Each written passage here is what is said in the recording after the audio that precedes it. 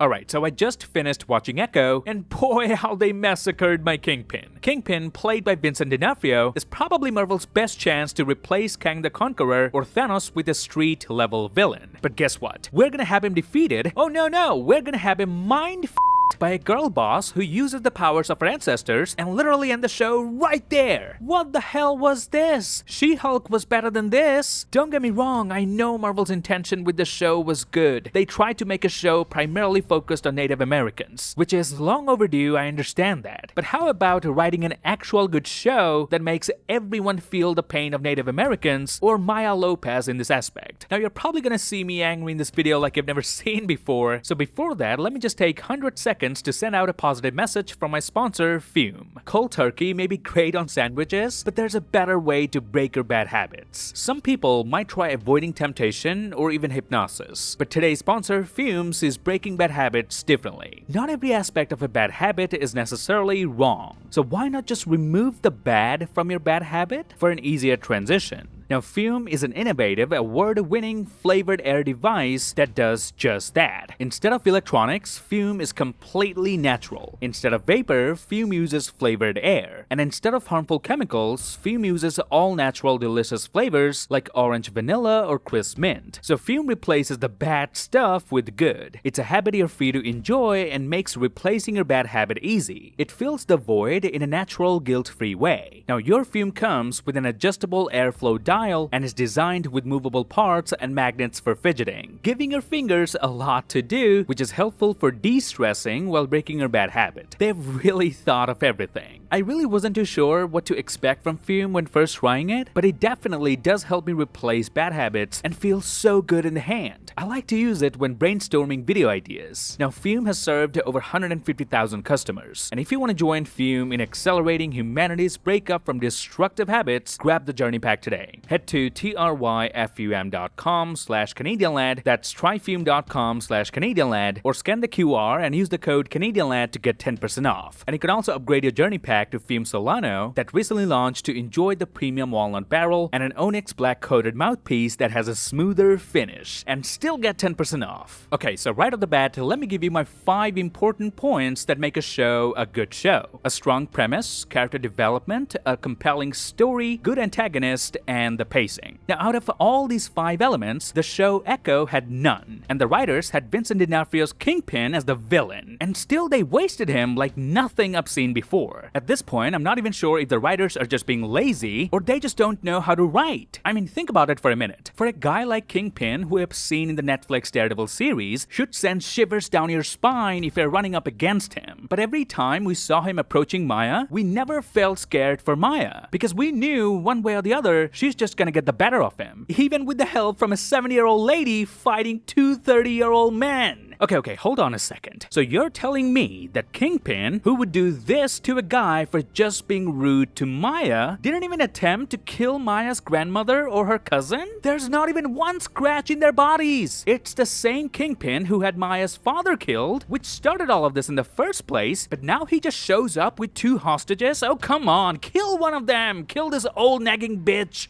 because this will make Maya feel guilty that she brought her own grandmother to her demise, aka character development. But no, guess what we're gonna do instead? We're gonna power up this bitch along with this cousin who did nothing in the whole show except getting caught at the wrong time in the wrong place, twice by the way, and also let Maya unlock her ancestral powers. And also, Maya just decides to blow up a container, not thinking once where it could end up, and she used her other cousin Biscuits to pull off all kinds of heists. So isn't this your chance as a writer to kill off this character called Biscuits? Wouldn't this send a message to Maya that her careless actions actually have consequences? Wouldn't this trigger her character to go through pain and eventually grow out of it by defeating Kingpin? None of these ever happened. Maya literally faced no consequences whatsoever in the whole 5-episode series. Now let me tell you how the story was in the comics, and then you compare it to what we've seen in the MCU and decide which one sounds better. First of all, we have to understand why Echo was created in the comics, and that is to complement the character Daredevil. So Daredevil, who is blind, now we create another character who is deaf. Now in the comics, Maya's father was killed by Kingpin for some unknown reason. Kingpin orchestrated his death and subsequently adopted Echo, but kept the truth about her father's death. Instead, Kingpin raised her to believe that Daredevil Daredevil had killed her father, and as she grew up and got better with her skills, she became a deadly martial artist. One power that she has in the comics is she can copy anyone's movements just by watching them once. Then one day she eventually confronts Daredevil. During this, Daredevil reveals the truth, exposing Kingpin's deceit. This revelation prompted Echo to shift sides, aligning herself against Fisk and joining forces with Daredevil as a formidable ally. Maya's intricate journey demonstrated her resilience, depicting a transformation from a manipulated adversary to a potent advocate for justice. But in the MCU, we have this shit show where she does go after her father's killer, but puts her whole family at risk in the process, doesn't suffer any consequences, and somehow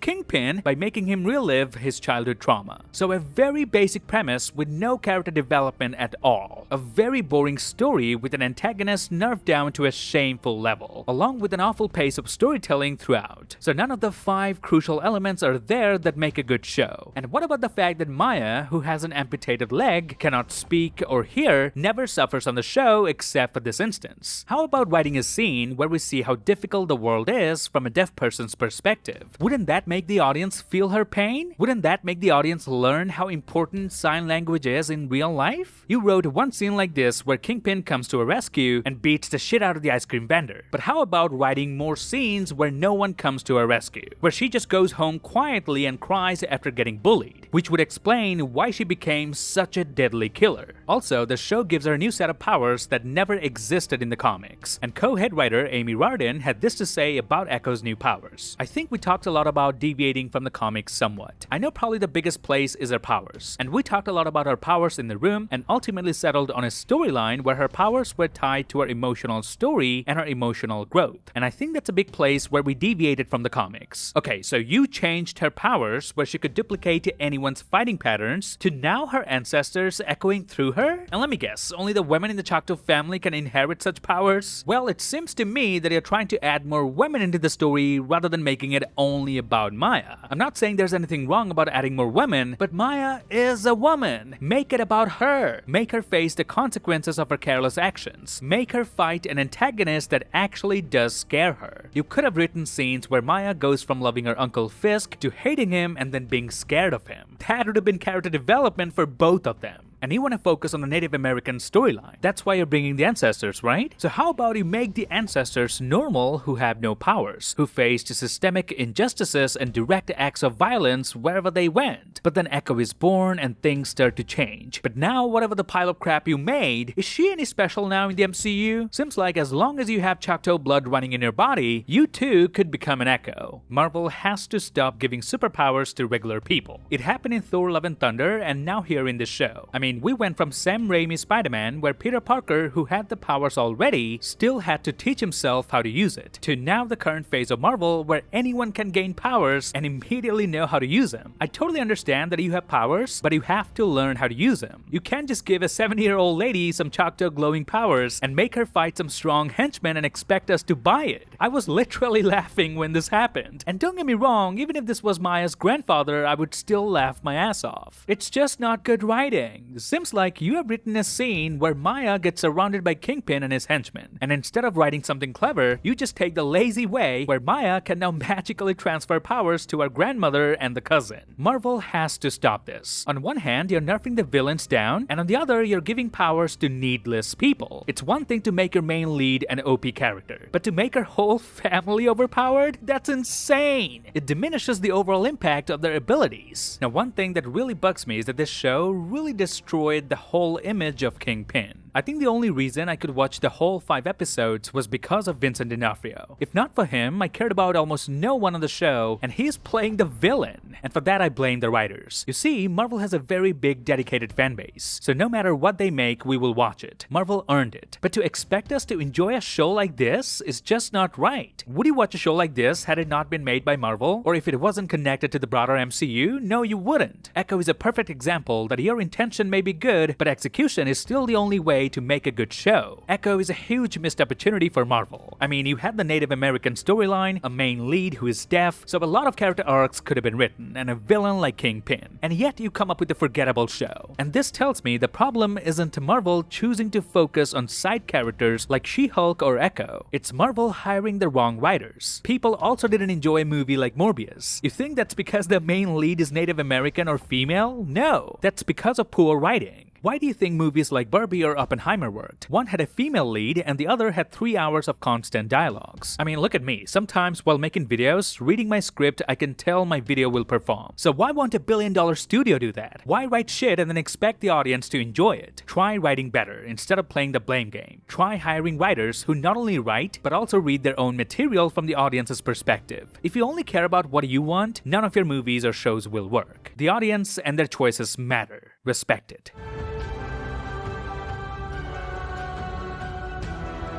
Maya, stop fingering my Kingpin!